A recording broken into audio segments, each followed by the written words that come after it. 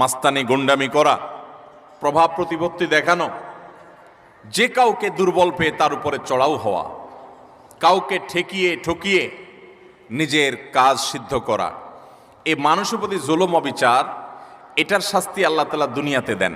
পৃথিবীর ইতিহাসে এমন একজন জালেম দেখাতে পারবেন না যে জালেম জুলুম করেছে আর তার প্রায়শ্চিত্ত তাকে দুনিয়াতে পেতে হয়নি। পৃথিবীর ইতিহাসের সর্বপ্রথম জালিম, মানব সভ্যতার মানব ইতিহাসের সর্বপ্রথম জালিম ছিল কাবিল, আদম আলাইহিস সালামের ছেলে কাবিল। সে জুলুম করেছে নিজের আপন ভাই হাবিলের প্রতি।